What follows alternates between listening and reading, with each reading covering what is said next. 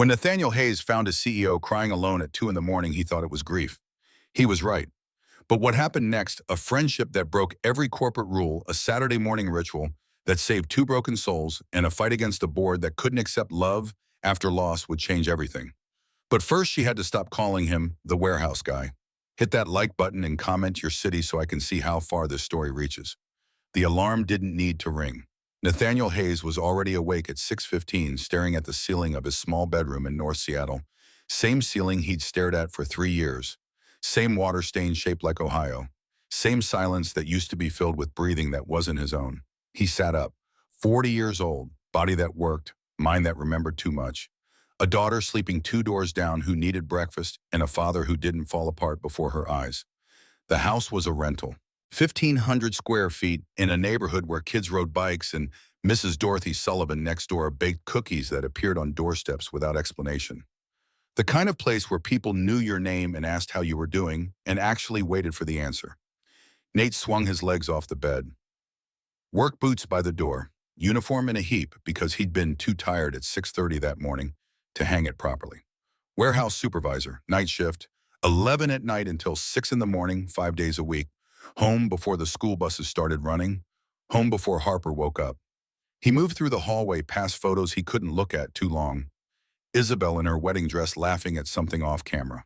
Harper as a newborn, red-faced and perfect, cradled in her mother's arms. The three of them at Pike Place Market, fish flying through the air behind them. Harper maybe 4 years old, gap-toothed and delighted. The kitchen smelled like old coffee and the faint sweetness of strawberry syrup Harper liked on her pancakes. Nate filled the pot, started the machine, listened to it gurgle and hiss while he pulled eggs from the fridge and bread from the drawer and tried not to calculate how many mornings he'd done this exact routine. 1,095 mornings, give or take. 3 years since Isabel died. 3 years since breast cancer took 18 months to win a fight she never had a fair chance in. 3 years since Harper was 5 and asking why mommy wasn't waking up, and Nate had to explain that sleep and death were different things even though they looked the same. The eggs hit the pan, scrambled. Harper didn't like them any other way. 2 pieces of toast, light butter, strawberry jam in the shape of a smiley face because some mornings required that level of effort. He heard her before he saw her. Small feet on hardwood, the kind of shuffle step that meant she was dragging her stuffed elephant. Mr. Floppy, original name, courtesy of a 3-year-old who'd since grown into an 8-year-old with significantly better naming skills, but refused to change it out of loyalty. Harper appeared in the doorway, brown hair sticking up in directions that defied physics. Isabel's eyes, Nate's stubborn chin, pajamas with spaceships on them because last week she'd decided she wanted to be an astronaut. Next week it would be something else. Veterinarian, marine biologist, president of the United States. She yawned, rubbed her eyes, looked at him with the kind of clarity 8-year-olds shouldn't possess. You just got home. Yeah, sweetheart, about half an hour ago. You look tired. I always look tired at 6:30.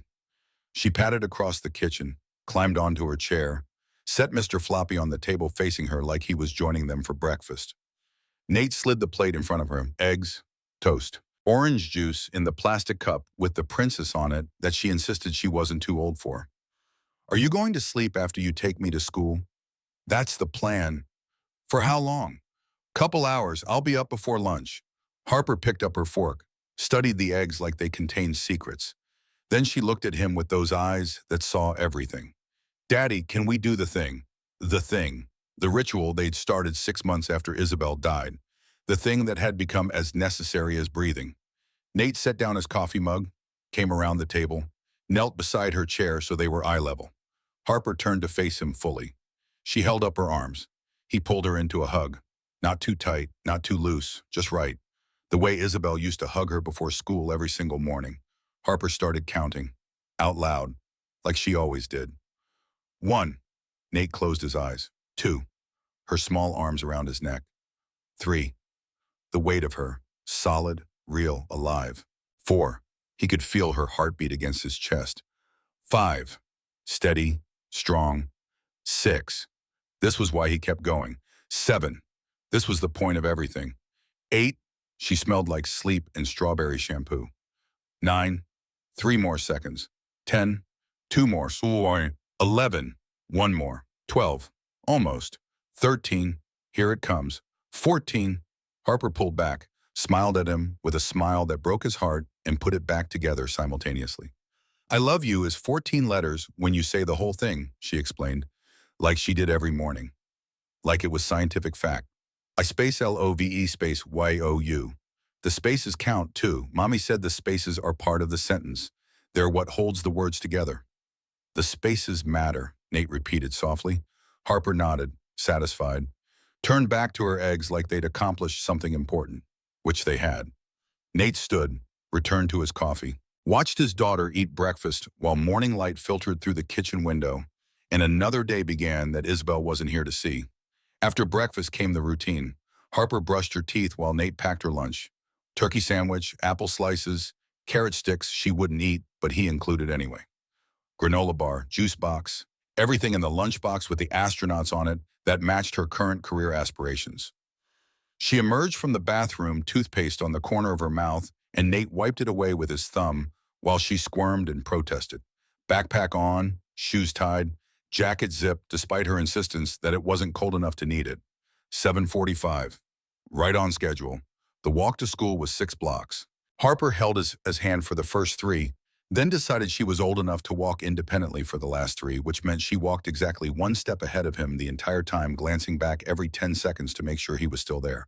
Other parents, other kids, waves, nods. The kind of community acknowledgement that said, we're all doing this together, even though Nate often felt like he was doing it alone. Madison Elementary, red brick, blue doors, flags snapping in the morning breeze, kids swarming the entrance like ants finding sugar. Harper turned at the bottom of the steps, looked at him seriously. You promise you'll be awake when I get home? I promise. And we'll do homework together. Every single problem. And you'll do the voices when we read, all the voices, even the dragon. She grinned, started up the steps, stopped, came back down, hugged him again. Quick, fierce. Then she was gone, disappearing into the flood of children, her backpack bouncing, her hair still sticking up in those impossible directions. Nate stood there until he couldn't see her anymore. Then he turned and walked home. The house was quiet when he returned. Too quiet. The kind of quiet that used to be filled with Isabel, asking about his night, telling him about her plans for the day, kissing him before he collapsed into bed for a few hours of sleep before the cycle started again. Now it was just quiet. He moved through the living room. More photos. Isabel everywhere. Young, healthy, before the diagnosis that changed everything. Nate didn't take them down. Harper needed to see her mother's face. Needed to remember. And if he was honest, so did he. In the corner on a small desk that used to be Isabel sat a laptop. Old, outdated, but functional. Next to it a stack of textbooks. Systems engineering, mechanical design, aerospace dynamics. Books from another life. Books he hadn't opened in 3 years but couldn't bring himself to throw away. A knock at the door interrupted his staring contest with his past. Mrs. Dorothy Sullivan stood on the porch holding a covered dish that smelled like heaven. She was 68. Gray hair pulled back in a practical bun, glasses on a chain around her neck. A widow herself. Husband dead 12 years from a heart attack that took him in his sleep. Morning, Nate. Morning, Mrs. Sullivan. Made too much casserole again. Thought you and Harper might want it for dinner. This was a lie. Mrs. Sullivan never made too much of anything. She cooked for him and Harper deliberately, consistently, with the kind of generosity that didn't require acknowledgement. That's really kind of you. It's nothing. How was your shift? Same as always. Inventory, shipments, making sure everything runs smooth. She studied him with eyes that saw through his rehearsed responses. You look more tired than usual. Just one of those weeks. No, you look sad. There's a difference. Nate didn't know what to say to that. Mrs. Sullivan didn't wait for a response. Isabel would be so proud of you, Nate. The way you're raising that girl. The way you show up every single day. That takes strength most people don't have. Words stuck in his throat. He nodded. Mrs. Sullivan handed him the casserole, patted his arm with a hand that had raised 4 children and buried 1 husband and knew exactly what carrying on looked like. Get some sleep. I'll be here when Harper gets home if you need an extra hour. Thank you. She left. Nate closed the door, set the casserole on the counter, stood in his kitchen at 8:30 in the morning, exhausted and grateful and so achingly lonely he could barely breathe.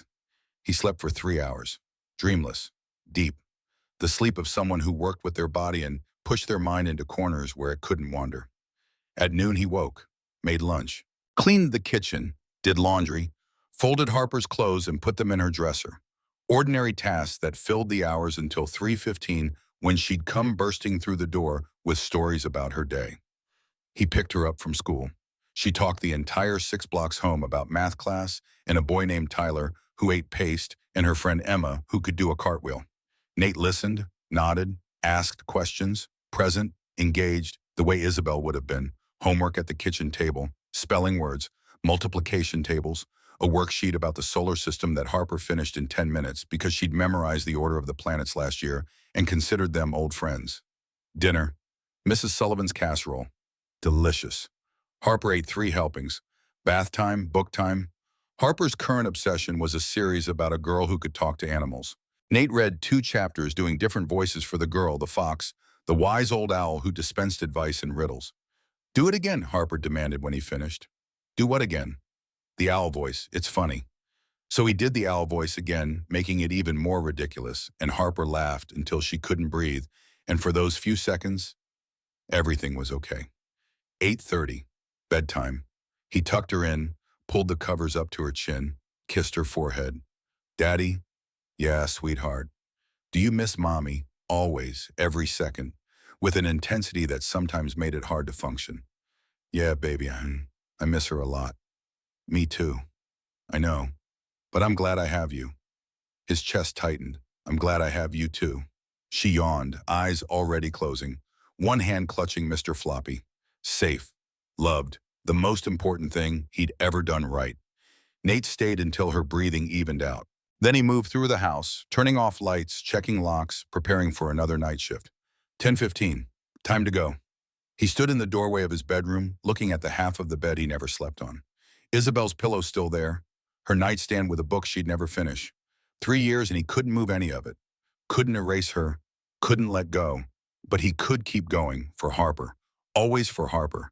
He grabbed his keys, locked the door behind him, drove through Seattle's nighttime streets toward Kendall and Row Industries. The warehouse sat on the industrial edge of the city, massive, utilitarian, the kind of building that prioritized function over form, concrete and steel, and the smell of cardboard and diesel. Nate pulled into the parking lot at 10:50. Night shift started at 11 sharp. He was never late, never missed a day. Reliable, dependable, invisible. He changed in the small locker room that smelled like sweat and industrial cleaner. Warehouse supervisor uniform. Navy blue shirt with his name embroidered over the pocket. Cargo pants, steel-toed boots. Nothing special. Nothing that stood out. Tommy O'Brien was already on the floor checking inventory on a tablet.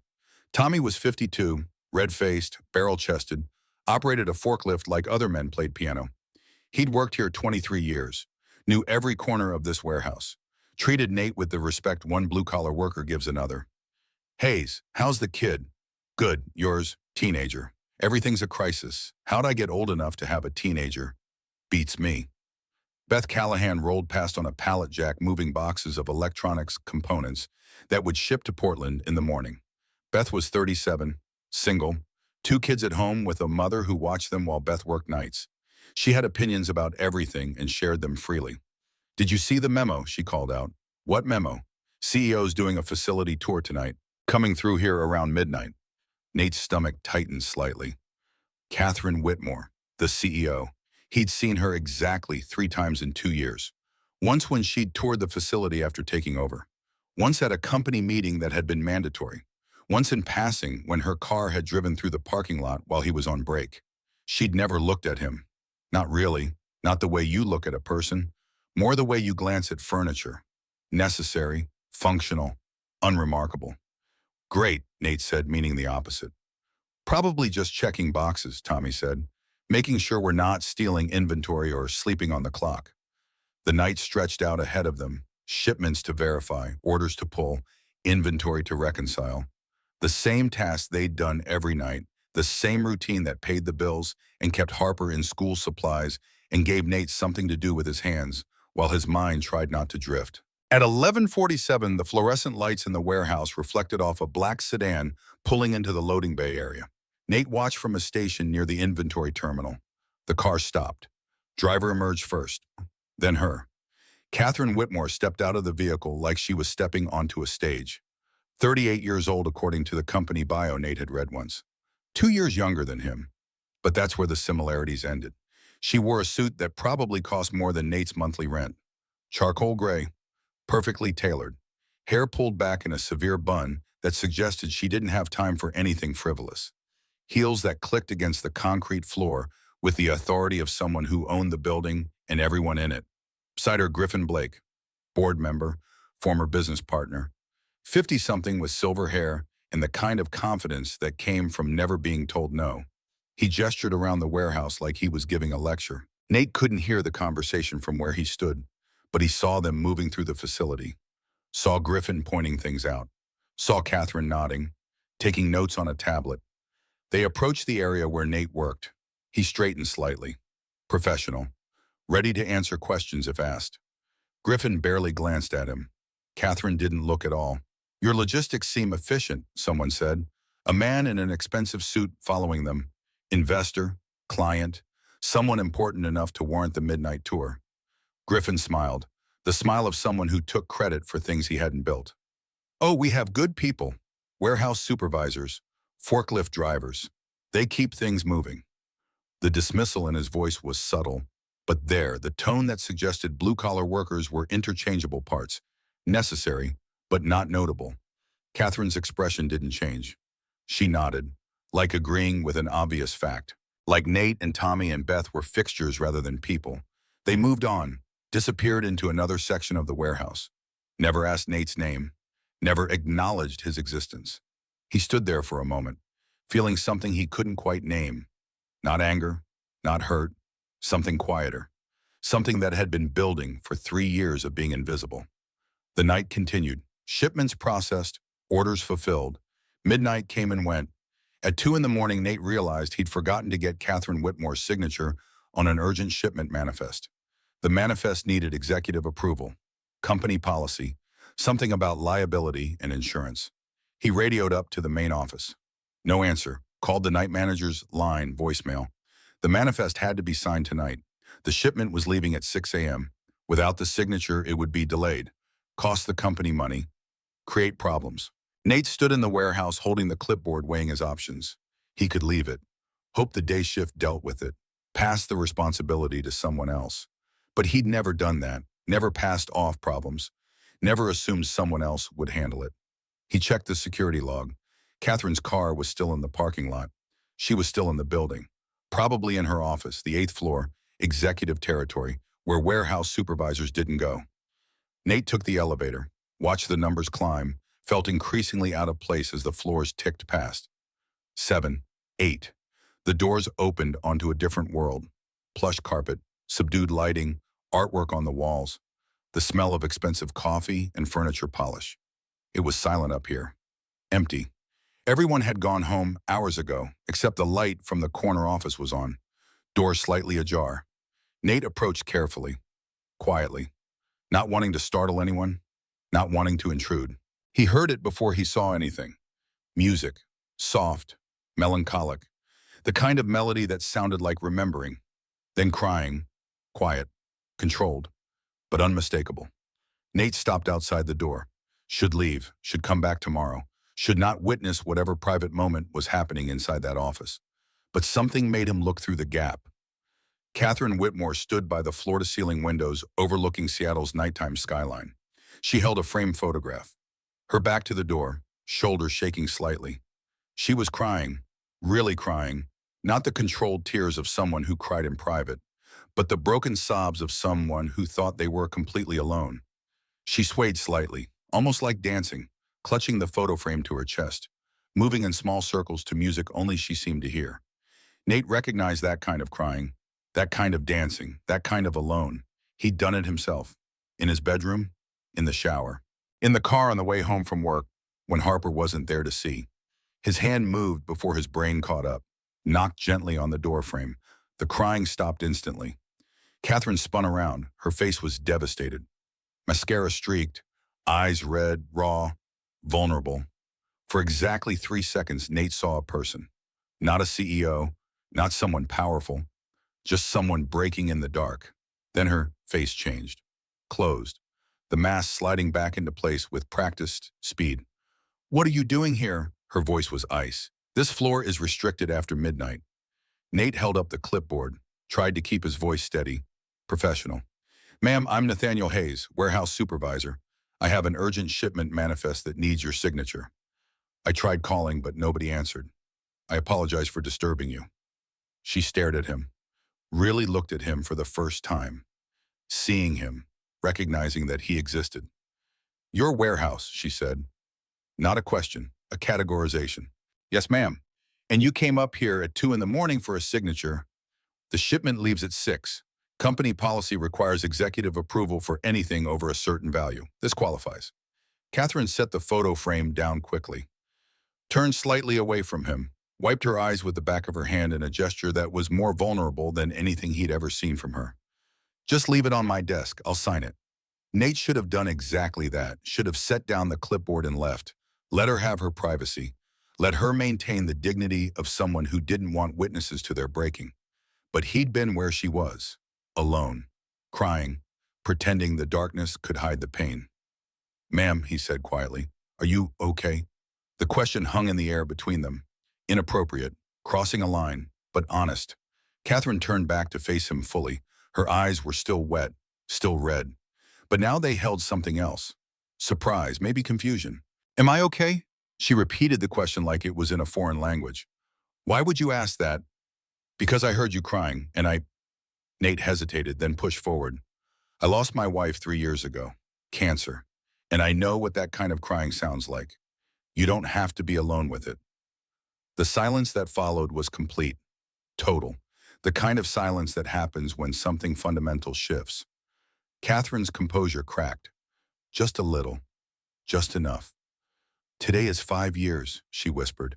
5 years since the plane crash. My husband, Alexander. My daughter, Madeline. Gone. Just gone. Nate's heart broke for her completely. He understood every word she wasn't saying. "I'm so sorry." She looked at him like she was seeing him for the first time. Really seeing him. "You said you lost your wife." "Isabel, breast cancer. We fought it for 18 months. She was 34 when she died." "Do you have children?" "A daughter, Harper. She's 8. Catherine's hand went to her mouth. "You have an 8-year-old, and you work night shift. So I can have days with her. She lost her mother. She needs her father. So I work when she sleeps, and I'm there when she's awake." Something in Catherine's expression changed, softened, crumbled slightly. "I work all hours to avoid being awake," she said, "to avoid the empty house, the rooms I can't enter, the life I can't live anymore." They stood there, CEO and warehouse supervisor, 2 strangers, but not strangers at all. "Can I ask," Nate said carefully, "why were you dancing?" Catherine's eyes filled with fresh tears. She looked at the photo frame on her desk. Nate couldn't see the image from where he stood, but he knew what it showed. "Madeline loved to dance. My daughter, she was 7. She'd make me dance with her in the kitchen while dinner cooked. I'd always say I was too busy, had work to do, calls to make, and she'd grab my hands and say, 'Mama busy is just scared of fun.'" Catherine's voice broke. She took a breath, continued. "So tonight I came here because I can't go home. Can't stand in that house with her room exactly the way she left it, with Alexander's office still full of his things. And I dance, because it's the only time I feel close to them, the only time I feel anything at all besides this emptiness." Nate understood. God, he understood. "Harper hugs me every morning for exactly 14 seconds, he heard himself say. Her mother used to hug her for that long before school. She counts out loud, every single day, 1 through 14, and I hold her and pretend I'm not falling apart." Catherine looked at him with recognition that transcended their difference in status. Recognition of shared pain, shared loss, shared survival. "You're not just warehouse, are you?" she said quietly. Nate smiled sadly. "I used to be an engineer. Aerospace, MIT, worked on systems designed for commercial aircraft. But when Isabel got sick, none of that mattered. Career didn't matter. Prestige didn't matter. She mattered. So I quit, came home, took care of her for 18 months until she died. And then I took care of Harper. Still do, will until I can't anymore." Catherine sat down slowly in her desk chair. stared at him like he'd revealed himself to be someone completely different than she'd assumed. You gave up everything. I gave up a career. I kept my family. For 18 more months, I had Isabel. I buried Shrom. Harper had her mother. That was worth more than any job title. The office was quiet except for the soft music still playing from somewhere. A moment suspended between two people who recognized each other's scars. Catherine pulled a business card from her desk drawer, wrote something on the back with a pen that probably cost more than Nate's weekly grocery budget, held it out to him. This is my personal number, she said. If you ever need to not be alone, if you ever need someone who understands what it means to keep functioning when everything inside is broken, call. Nate took the card, looked at it, looked at her, saw a person. Not a CEO, not someone untouchable, just someone trying to survive the same way he was. Thank you, he said. Thank you, she echoed, for not pretending you didn't see, for not leaving me alone with it. Nate set the clipboard on her desk, pointed to the signature line. Catherine signed it without looking, handed it back. I'm sorry for the intrusion, Nate said. You weren't intruding. You were human. That's becoming rare around here. He nodded, started to leave, stopped at the door. Ms. Whitmore. Catherine, please. Catherine, grief is the strangest thing. It doesn't get smaller. We just get stronger at carrying it. And sometimes the weight gets lighter when someone else acknowledges it's there. Her eyes were luminous with moisture. That might be the truest thing anyone said to me in 5 years. Nate left, took the elevator back down to the warehouse, processed the shipment, finished his shift. But something had shifted. Some wall had cracked. Some connection had formed between two people who had nothing in common except everything that mattered. At 6:15 in the morning, Nate drove home through Seattle's waking streets, Catherine's business card in his pocket, and felt something he hadn't felt in 3 years. Not hope exactly, but possibility. That maybe, just maybe, he didn't have to carry all of this alone. The business card sat on Nate's kitchen counter for 3 days, white, embossed. Catherine Elise Whitmore, Chief Executive Officer. And on the back, in handwriting that looked rushed but elegant, a phone number. He walked past it every morning, every evening, noticed it there, thought about it, did nothing. On Thursday night, after Harper was asleep and the house was dark and quiet and too empty, Nate picked up his phone, stared at the card, put the phone down, picked it up again. What do you say to someone you met while they were breaking? What do you say to a CEO when you're a warehouse supervisor who happened to witness the most private moment of her life? He typed, deleted, typed again. This is Nate Hayes, the warehouse guy. Just wanted to say, I hope you're doing okay. He stared at the message for 5 full minutes before hitting send, then immediately regretted it.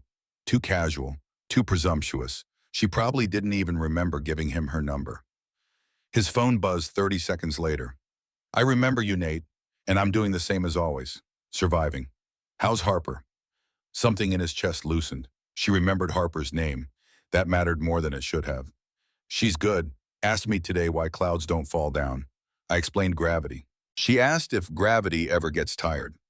8-year-old logic. Madeline used to ask questions like that. Why is the sky blue? Why do birds sing? Where do thoughts come from? I never had good answers. Nobody does. That's the secret of parenting. We're all just making it up. That's terrifying. Welcome to my daily existence. A pause, then, I haven't talked to anyone about Madeline in years, not really. People get uncomfortable when you mention dead children. Nate understood that completely. People still ask about Isabel like she went on a trip she'll return from. How's your wife? Like I didn't explain she died 3 years ago the last time they asked. Do you ever feel like you're living 2 lives, the one where you function and smile and do your job, and the one where you're still frozen in the hospital room when they told you she was gone? Every single day. They texted until 1 in the morning, about grief, about guilt, about the impossible task of being present for your life when half of you died with someone else, about Harper and Madeline and all the things those children would never know about how hard their surviving parents were fighting. Friday night, they texted again. Saturday morning, and Nate woke up to a message sent at 4 a.m. Can't sleep. Tomorrow is Saturday. I don't know what to do with Saturdays anymore. They used to be family days. Now they're just long. Nate made coffee, sat at his kitchen table, took a risk that felt bigger than it probably was. Harper has soccer tomorrow, 9 a.m., neighborhood league. She's terrible at it, but loves it anyway. If you want something to do on a Saturday morning, you're welcome to come watch bad youth soccer and drink mediocre concession stand coffee. He hit send before he could overthink it. Catherine's response came 3 minutes later. Is that appropriate? You work for my company. I work night shift in a warehouse you've visited twice. We're about as connected as I am to the guy who stocks grocery shelves at the store where I buy cereal. And I'm not asking as an employee. I'm asking as someone who understands what Saturdays feel like now. 5 minutes passed. Then, what's the address? Nate sent it, stared at his phone, realized he'd just invited the CEO of a multi-million-dollar company to his daughter's terrible soccer game. Wondered what he'd just done. Wondered if she'd actually show up. Saturday morning came with clouds that threatened rain, but hadn't committed. Harper was up at 7, bouncing off the walls, talking about how she was going to score a goal today, even though she'd never scored a goal in her entire 2-season soccer career. I can feel it, Daddy. Today's the day. I believe you, sweetheart. You have to. You're my dem. It's your job to believe impossible things. They drove to the field at 8:30. Nate helped Harper with her shin guards and cleats. Purple and silver, her choice. She ran off to warm up with her team while Nate found his usual spot in the small set of bleachers. Third row, left side, where he'd sat every Saturday for 6 months. Other parents filtered in. Nate knew most of them by face, if not by name. The dad who yelled too much at his son, the mom who brought enough orange slices for the entire team, the grandparents who showed up with a camera and recorded every minute. 8:55, no Catherine. Nate told himself he hadn't actually expected her to come. Told himself it was fine. Told himself he'd just watch his daughter play soccer like he did every week and everything would be normal. 8:58, a black sedan pulled into the parking lot. Not the same one from the warehouse tour. Smaller, less official. Catherine got out wearing jeans and a gray sweater, hair down around her shoulders instead of pulled back severe, sunglasses covering her eyes. She looked like a person, not a CEO, just someone showing up on a Saturday morning to watch children chase a ball around a field. Nate stood up without thinking, waved. She saw him, hesitated for just a second, then walked over. Is this weird? She asked as she climbed the bleachers. This feels weird. I haven't been to a kids' sporting event in 5 years. It's definitely weird, but the good kind. Sit wherever you want. Fair warning, Harper's team loses a lot. Catherine sat next to him. Not too close, appropriate distance, but close enough that he could smell her perfume. Something subtle. Expensive, probably. Which one is Harper? Number 12, purple headband. She insisted on the headband, even though it makes her look like she time-traveled from a disco. Catherine smiled, really smiled, the first genuine smile Nate had seen from her. Madeline would have loved that. She wore tutus everywhere, grocery store, park, church. She said regular clothes were boring. Harper went through a phase where she only wore pajamas. To school, to the store, everywhere. I gave up fighting it. Parenting is just choosing your battles and losing most of them anyway. That should be on a bumper sticker. The whistle blew. The game started. Organized chaos. 8-year-olds swarming the ball like bees around honey. No strategy, no positions, just pure enthusiasm and complete confusion about the rules. Harper got the ball exactly once in the first half, kicked it directly to the other team, smiled anyway. She's happy, Catherine observed. That's all that matters. Is it I spent so much time trying to make Madeline successful? Piano lessons, dance classes, tutoring. I wanted her to excel, to achieve, and now I'd give anything to just watch her be happy. Mediocre at soccer, wearing a disco headband, not caring about winning. Nate didn't know what to say to that, so he said nothing. Just sat beside her while they watched children play and tried to outrun grief for 90 minutes. Halftime. Harper came running over red-faced and sweaty and grinning. Daddy, did you see I almost got it past their defense? You were amazing, sweetheart. Harper noticed Catherine, tilted her head, studied her with the directness only children possess. Who are you, if I I'm Catherine, a friend of your dad's. From work. Sort of. Harper reached into her jacket pocket, pulled out a snack-sized bag of goldfish crackers. The cheese kind. Her favorite bim. She held them out to Catherine. Want some goldfish help, everything? Catherine's vision blurred. She took the bag like Harper had handed her something precious. Thank you, Harper. That's very kind. You're welcome. Are you sad? You look like you might be some. My dad looks sad sometimes too. That's why I give him goldfish. They have little smiles on them. See? Harper pointed to the crackers. Smiles are important. Catherine opened the bag, looked at the goldfish, at Harper, at Nate, back to Harper. You're a very smart girl. I know. Daddy tells me all the time. I'm going to score a goal this half. Watch me. She ran back to the field, left Catherine holding goldfish crackers and fighting tears in a set of bleachers while other parents watched their children play. I didn't plan that, Nate said quietly. She does that with everyone. No, she does that with people who need it. Children know. They always know. The second half started. Harper didn't score. Her team lost 4-1. Nobody cared. The kids lined up to high-five the other team and then scattered to their parents for juice boxes and orange slices and praise for trying. Harper came back sweaty and happy and talking a mile a minute about how next week she'd definitely score because she'd figured out the secret was to run faster. Can we go to the park? She asked. Please, I want to show you I can do the monkey bars now without falling. We can go for a little while. Is Catherine coming? Both of them looked at Catherine. She looked back, uncertain, out of her element, but also something else. Hopeful, maybe. If that's okay, she said. It's super okay, come on. Harper grabbed Catherine's hand without asking and pulled her toward the parking lot. Nate followed, watched his daughter's small hand in Catherine's, watched Catherine let herself be pulled along, watched something shift between all three of them. The park was 4 blocks away, green space and play structures and the smell of fresh-cut grass. Harper ran ahead to claim the monkey bars.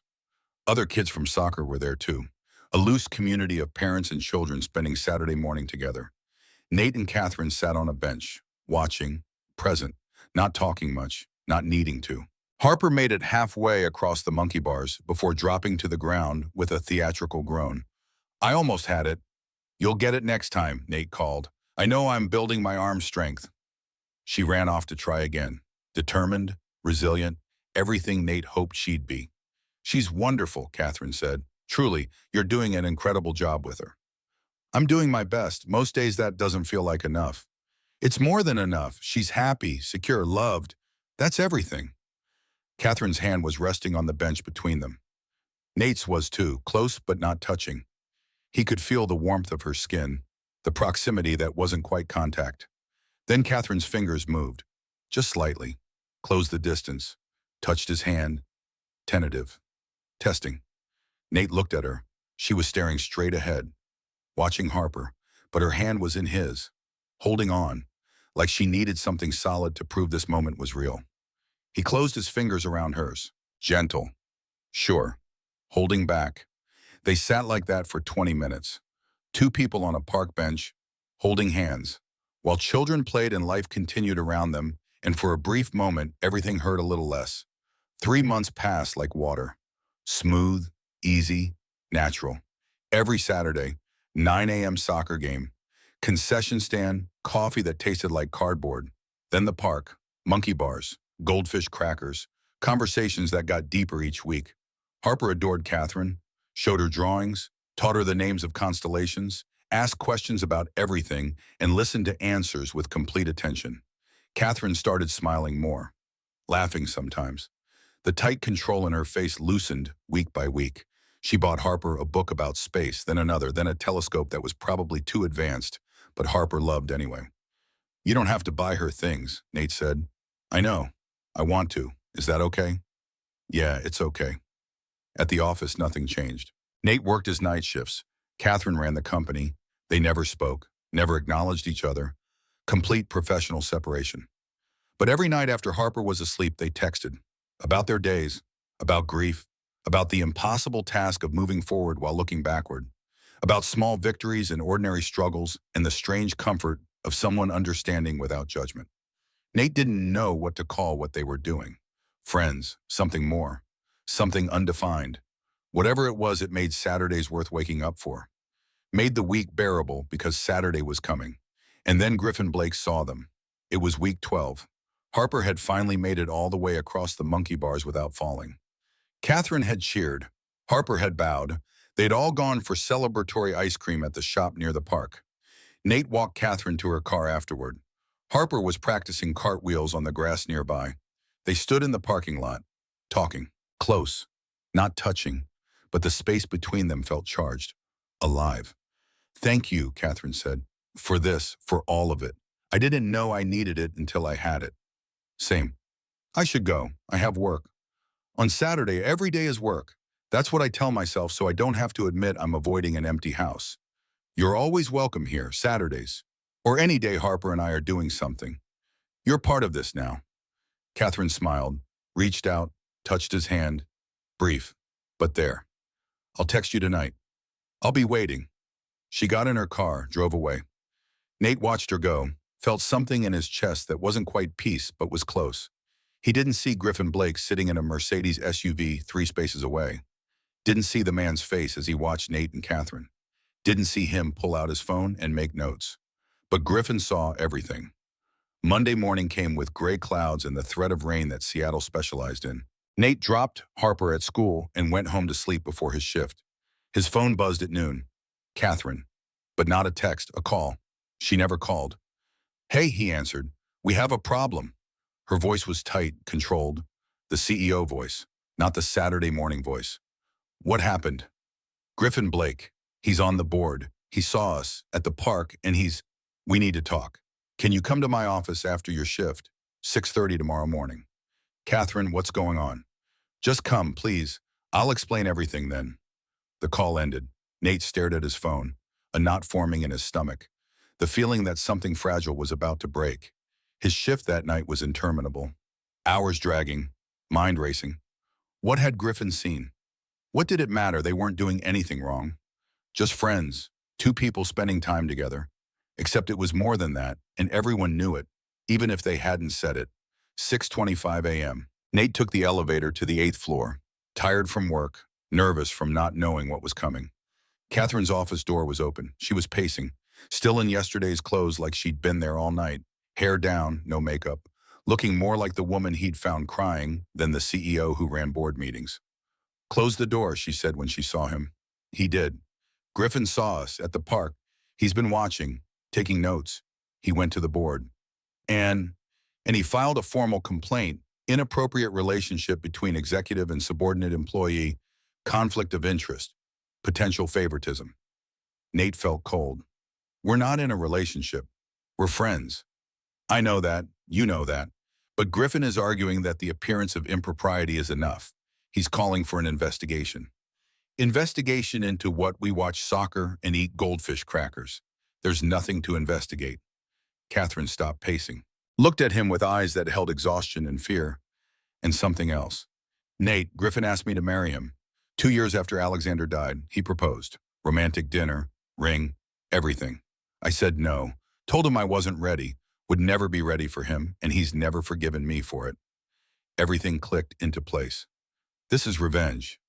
This is him convincing himself he's protecting me from making a bad decision, from lowering myself, his words, lowering myself to warehouse workers.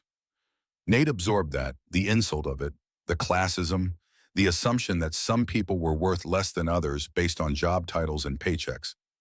So what happens now? HR is launching an investigation.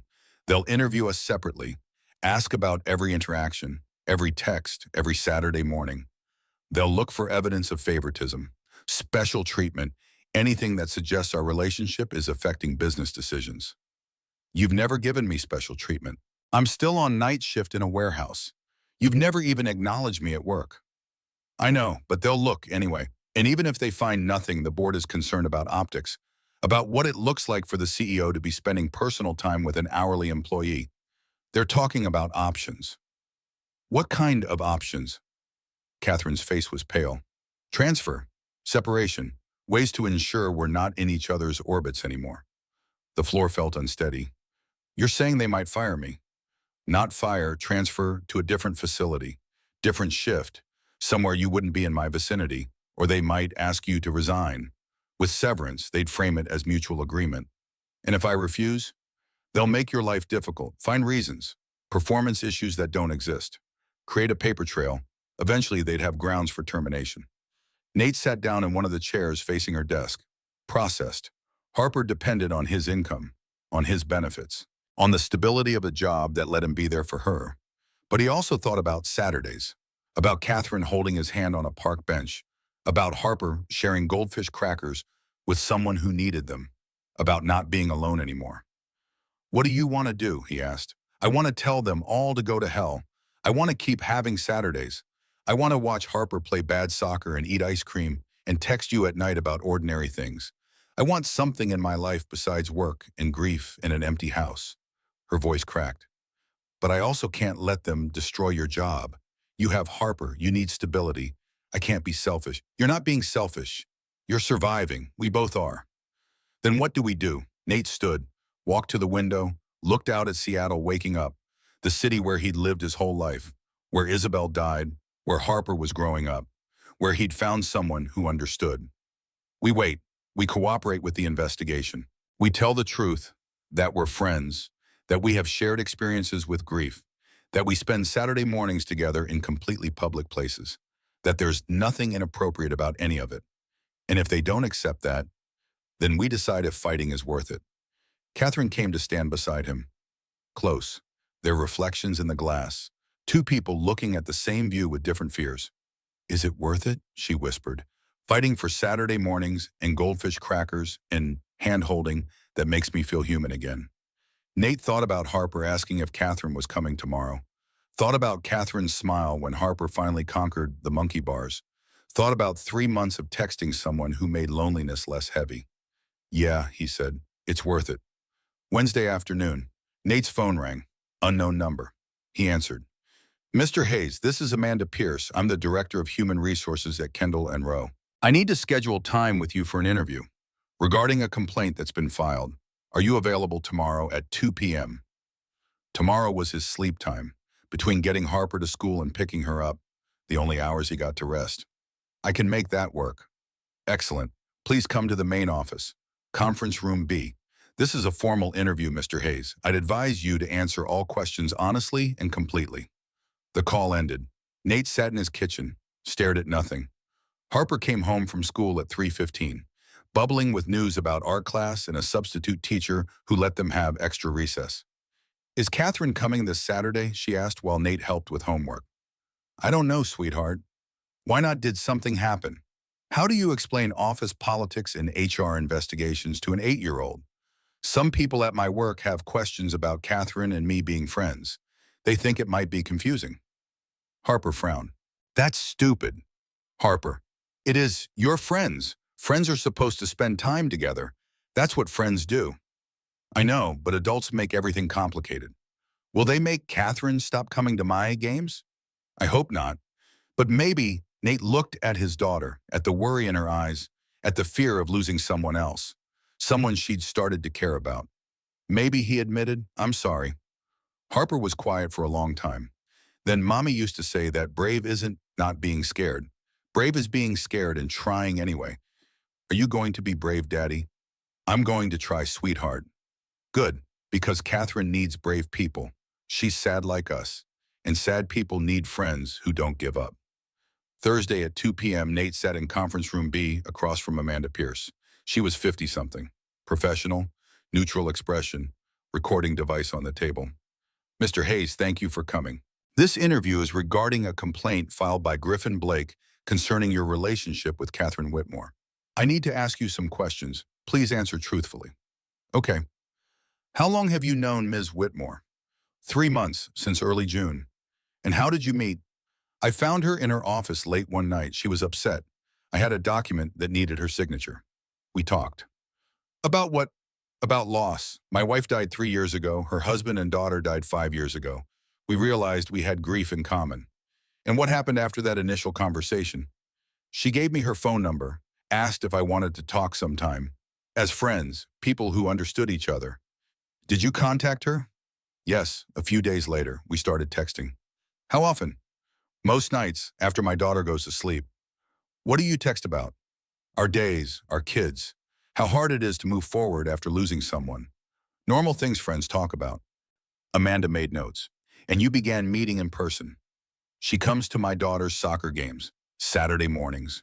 We watch Harper play, go to the park after, sometimes get coffee or ice cream. That's it. Every Saturday. For the last 12 weeks, yes." Does your daughter know about these meetings? Harper loves Catherine. She shares her snacks with her, shows her drawings. Harper lost her mother. Catherine lost her daughter. They understand each other. Mr. Hayes, has Ms. Whitmore ever shown you favoritism at work? No, never. We don't interact at work, at all. She's the CEO. I'm warehouse night shift. Our paths don't cross. Has she ever given you gifts, money, special treatment of any kind? She bought my daughter books about space. That's it. And she bought them because Harper loves space, not because of me. Have you had physical contact with Ms. Whitmore? Nate hesitated. We've held hands, once, at a park, for maybe 20 minutes. Just holding hands. Just holding hands. Two people sitting on a bench, nothing else. Amanda studied him. Mr. Hayes, I want to be clear.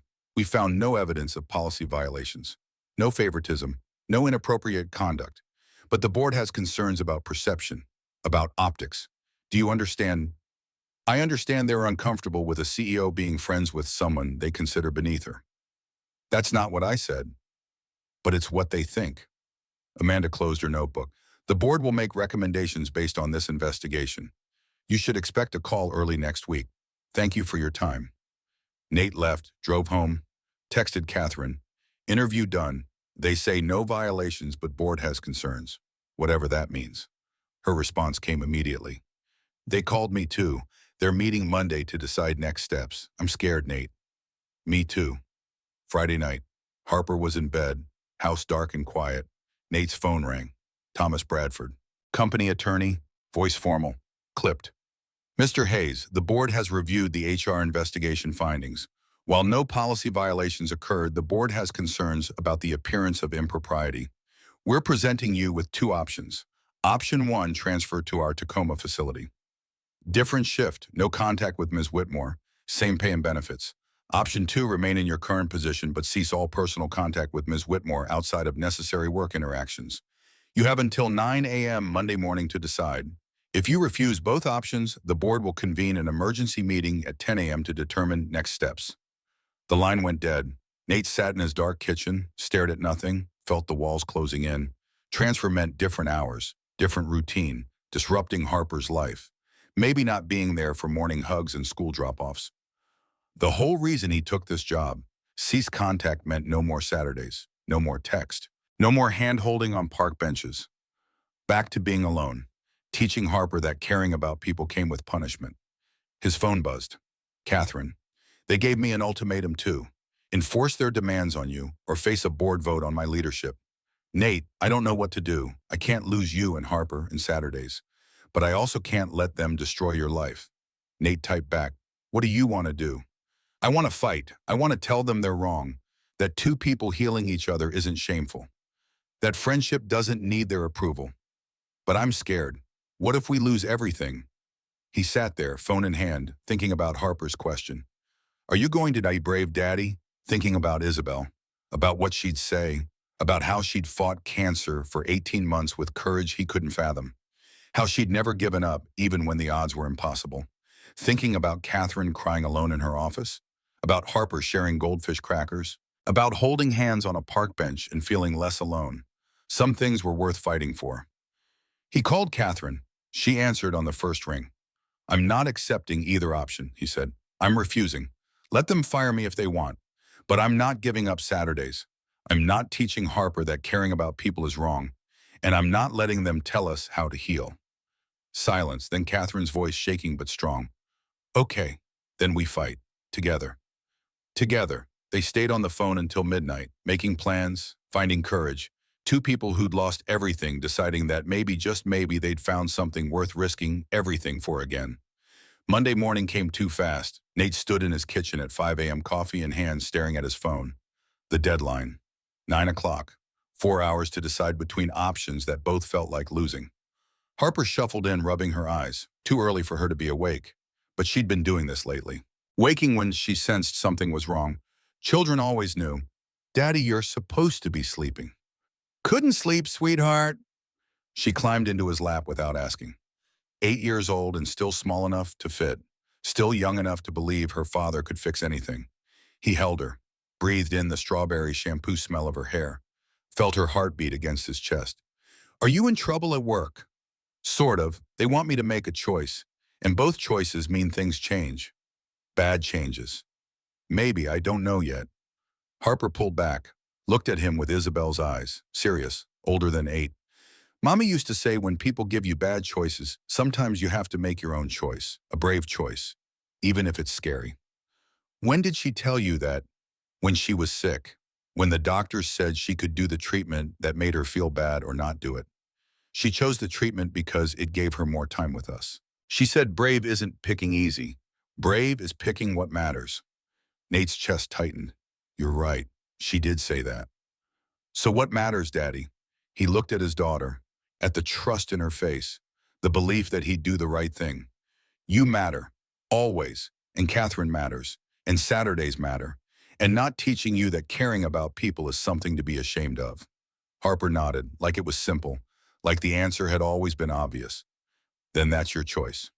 At 8:45, Nate called Thomas Bradford. The lawyer answered on the second ring. Mr. Hayes, have you made a decision, Boyan? I have. I'm refusing both options. Silence. Then I'm sorry, could you repeat that? I refuse the transfer. I refuse to end my friendship with Catherine Whitmore. If the board has a problem with two people spending Saturday mornings together on their own time, they can explain their legal grounds for termination. Because I haven't violated any policies. And I won't be bullied into choices that serve someone else's discomfort. Mr. Hayes, I strongly advise you to reconsider. The board can make employment very difficult for you if you're not cooperative. Then let them try. I'm a single father raising a daughter who lost her mother. I work night shifts so I can be there for her during the day. I've done my job well for 2 years. I don't drink. I don't stall. I show up on time every shift. And in my personal time, I'm friends with someone who understands grief because we share it. That's not a crime. That's not even inappropriate. That's being human. Another silence. Longer. I'll inform the board of your decision. They'll likely want to meet with you. Today, 10 a.m. I'll be there. The call ended. Nate's hands were shaking. He'd just bet his job on principle, on Saturdays, on not being alone anymore. His phone buzzed. Catherine. I heard HR just called me. Board meeting at 10. They want both of us there. Nate, are you sure about this? No, but I'm doing it anyway. Then I'm doing it too. I'm not enforcing their ultimatum. I'm not choosing between my job and my life. Not again. I spent 5 years choosing work over everything. Look where it got me. Alone, frozen, dancing with ghosts in my office at 2 a.m. I'm done with that. They could force you out. Let them try. I have lawyers. I have performance records. I have 5 years of profit margins that speak louder than Griffin Blake's jealousy. And Nate, I have a reason to fight now. That's more than I've had in a long time. 10 o'clock. Conference room on the 8th floor. Long mahogany table.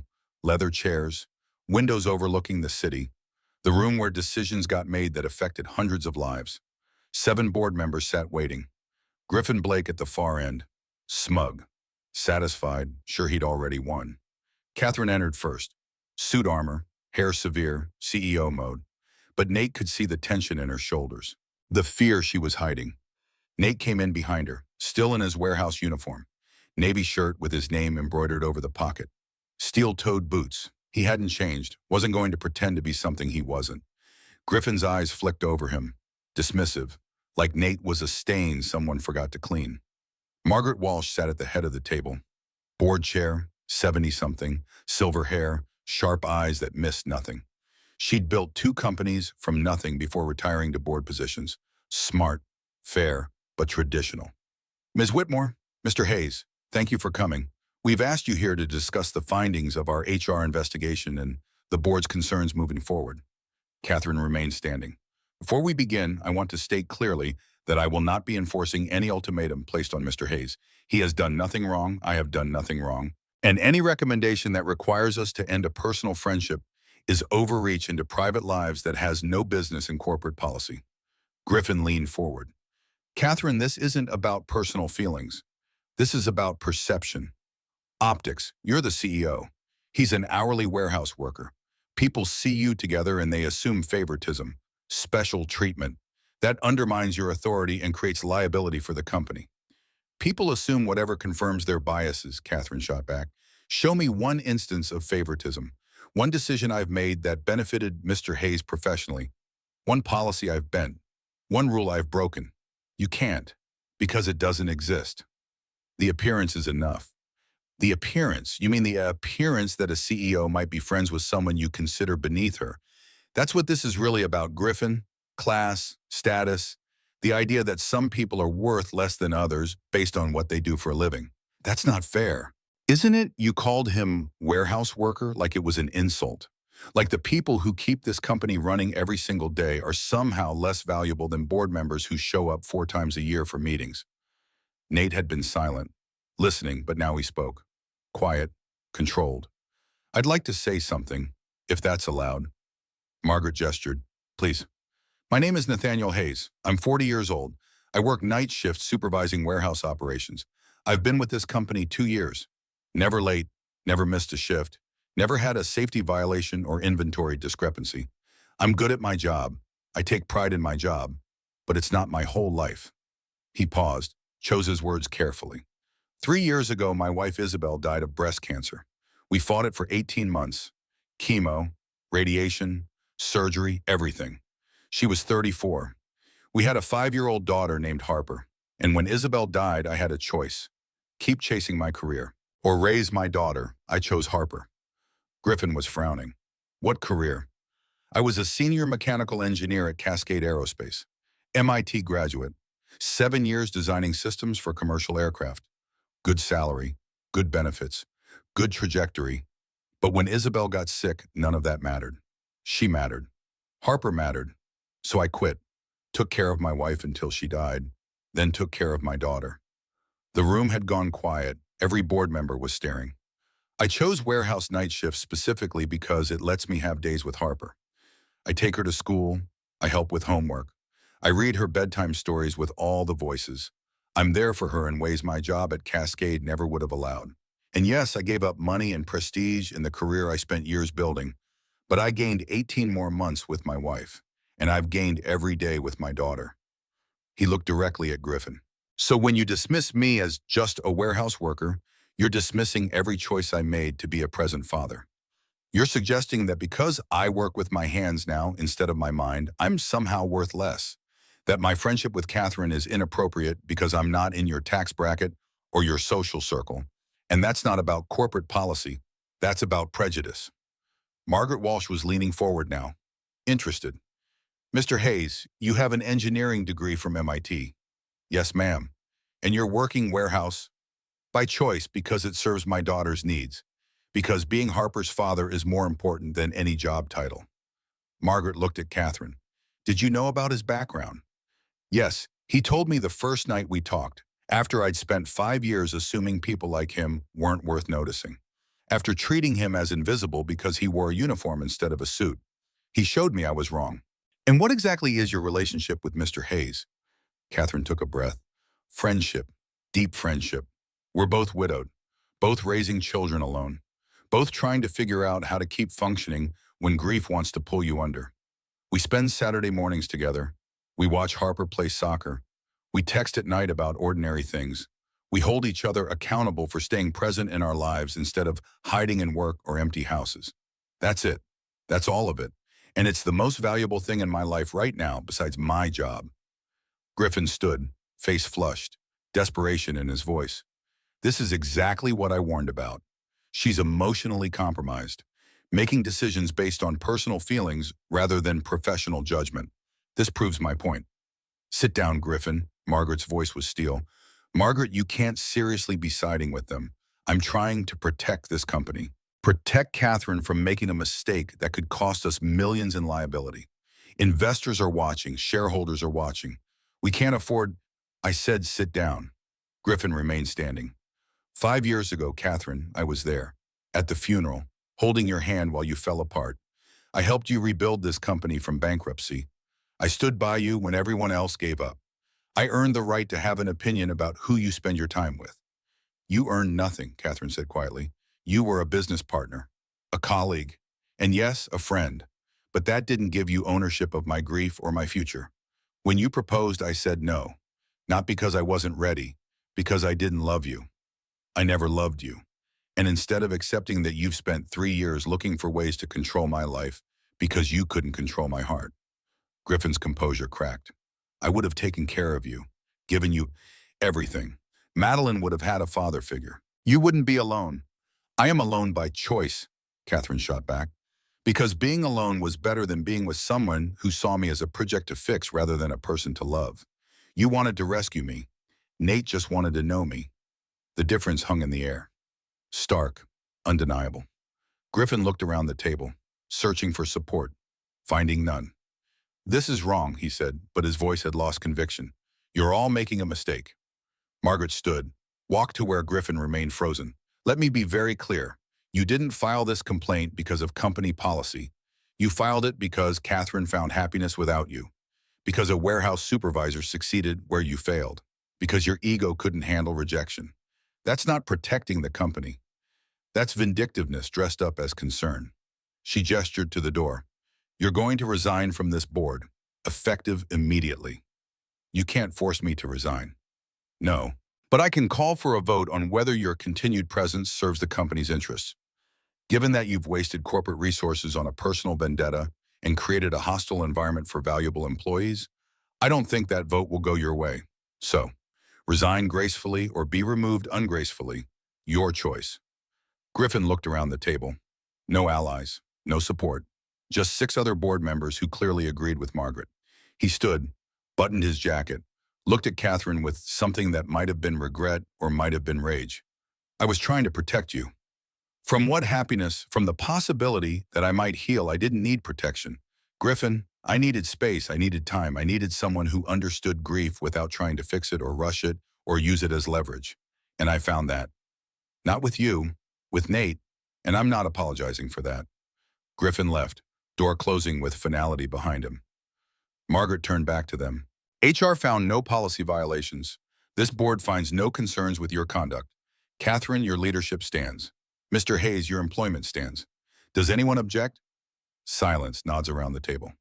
Good. Meeting adjourned. The room emptied. Catherine and Nate stood there, still processing, still not quite believing it was over. We won, Catherine whispered. Yeah, we did. She started crying, right there in the conference room, relief, exhaustion, fear releasing all at once. Nate pulled her into a hug without thinking, held her while she shook, felt her hands grip his shirt like she needed something solid to prove this was real. Thank you, she said against his shoulder, for fighting, for not giving up. Thank you for being worth fighting for. They stood like that for a long time. 2 people who'd survived the worst and decided maybe they deserved something good. 2 weeks later, Catherine called Nate on a Tuesday afternoon. Harper was at school.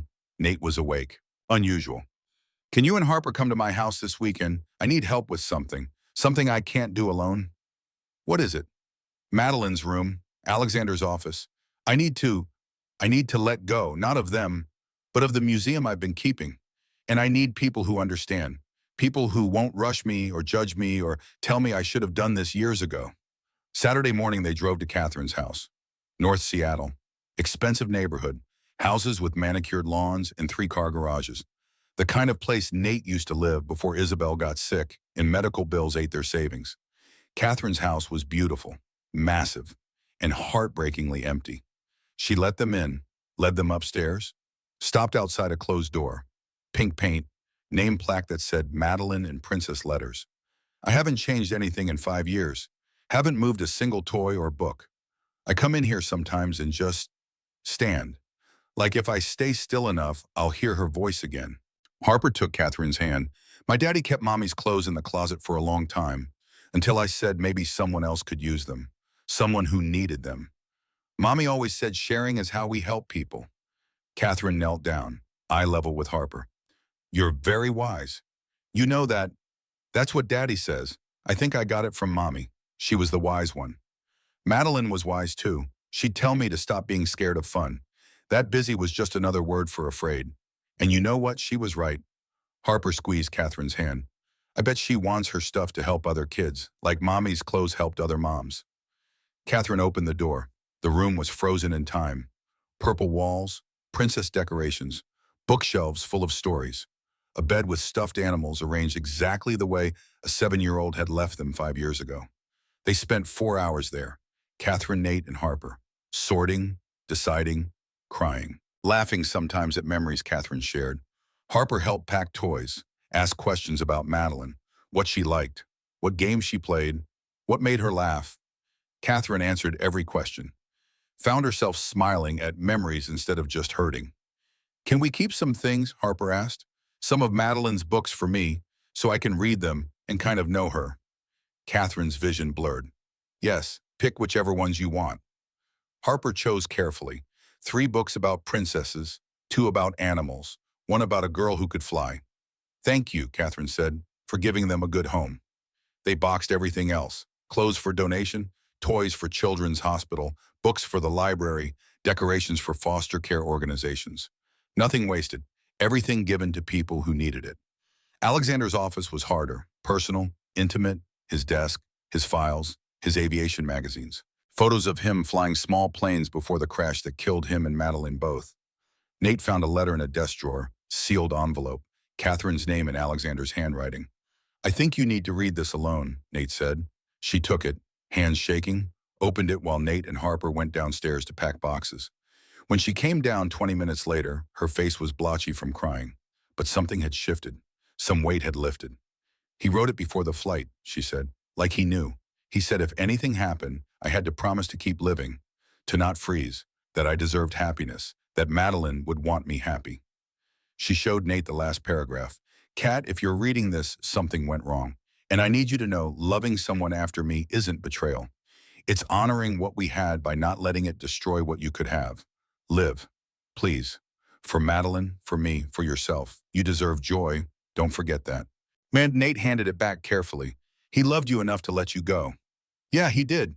They finished packing Alexander's things. Kept photos. Kept his pilot's license and logbook. Kept letters and mementos. Let go of everything else. By evening, the house felt different. Lighter. Not empty, but breathing. Room for new memories instead of being crushed under old ones. Catherine ordered pizza. They ate in the kitchen while Harper told elaborate stories about her week at school. Catherine listened. Really listened. Laughed at the right parts. Asked questions. Present. After Harper fell asleep on the couch exhausted from emotional labor, an 8-year-old shouldn't have to do, Nate and Catherine sat in the kitchen. Quiet. Comfortable. Thank you, Catherine said. I couldn't have done that alone. You could have, but I'm glad you didn't have to. What do we do now? Now we keep going, keep healing, keep having Saturdays. Just Saturdays. Nate looked at her, really looked. Saw someone who'd become essential. Someone who made loneliness less heavy. Someone who understood.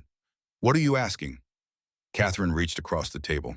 Took his hand, the way she had on the park bench, but different now, intentional.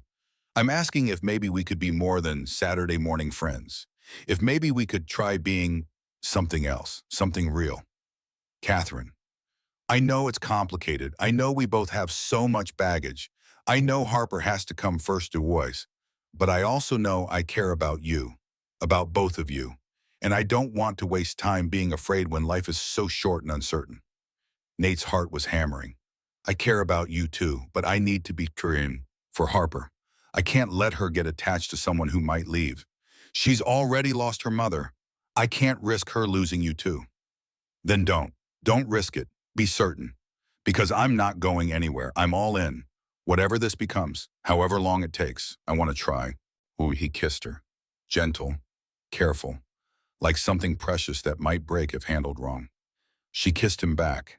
And for the first time in 3 years, Nate felt something besides grief. Felt possibility. Felt hope 3 months later. Before the Saturday game started, Harper pulled Catherine on. Can I ask you something private? Of course, sweetie. Harper chewed her lip. 8 years old and carrying questions too big for her age. Do you love my daddy? Catherine crouched down. Eye level. Honest. I do. Very much. Like how mommy loved him. Different, not better or worse. Just different. Your mommy will always be your mommy. Always. I'm not trying to replace her. I know, but if you love daddy and you love me, does that mean you'll stay? Because I really don't want you to leave. I already lost mommy. I don't want to lose you too. Catherine pulled Harper into a hug, held her tight. I'm not leaving, I promise. I'm here for as long as you and your daddy want me. Harper squeezed tighter. 14 seconds, she whispered. starting to count. Catherine counted with her, 1 through 14, the number that meant I love you. When they pulled apart, Harper smiled. Okay, I just needed to make sure. Nate had been watching from a distance, saw the hug, the counting, the smile after. Harper ran back to him. It's okay, Daddy, she's staying. Yeah, I asked, she promised. 1 year after that night in Catherine's office, after midnight, city lights below, the same view where Nate had found her crying. But tonight was different. Tonight was anniversary. 1 year of Saturday mornings. 1 year of healing together. 1 year of building something new without erasing what came before. Catherine stood by the window, music playing, the same melancholic melody. But this time Nate was there beside her. Dance with me, he asked, like that first night. No, not because we're broken. Because we're healing. Because we chose this, chose each other, chose to keep living. They moved in slow circles, no tears this time, just presence, just gratitude. Harper asked me something yesterday, Catherine said. What? She asked if I would be her bonus mom, said she knows I'm not her real mom and never will be, but maybe I could be the mom who came second, the one who stays. Nate stopped dancing. What did you say? I said I would be honored, that I love her, that I love you, that I'm not going anywhere. He kissed her, long, deep, sure. I love you too, both of you, my girls. They danced until the music ended, until the night grew late, until it was time to go home. Home. Catherine's house that was now their house, where Harper's space posters hung next to Madeline's princess decorations, where photos of Isabel and Alexander sat side by side on shelves, where three people who'd survived the worst were building something beautiful from the pieces. Harper was asleep when they got back. Mrs. Sullivan had stayed late. She smiled when she saw them. Knew, understood. She's a good girl, Mrs. Sullivan said. You're both doing wonderful. After she left, Nate carried Harper to her room, tucked her in, kissed her forehead. Love you, Daddy, she mumbled without waking. Love you, sweetheart. In the hallway, Catherine waited, took his hand. Come to bed. We have another Saturday morning coming. Another week of being family. Another chance to choose each other. They walked together past photos of people who weren't there anymore, but whose love had made this possible. Past evidence of loss and survival, and the courage to try again. 1 year, 365 days of choosing each other, of Saturday mornings and weeknight dinners, of Harper's homework and Catherine's board meetings, of navigating grief together instead of drowning in it separately. Nate had been promoted 6 months ago, not because of Catherine, because Margaret Walsh had discovered his MIT background and insisted the company was wasting talent in the warehouse. Now he was director of operations. Day shift, home by 6. Still time for Harper, still time for all of them. Catherine had photos on her desk now, not hidden, not shameful. Alexander and Madeline in one frame, Harper and Nate in another, past and present existing together. Harper called Catherine by her name still. Not Mom, not Mama, just Catherine. And that was perfect, because Catherine wasn't replacing anyone. She was adding to what already existed. At school, Harper's emergency contact form listed 3 people: Dad, Catherine, Mrs. Sullivan. Her family had expanded, differently shaped than before.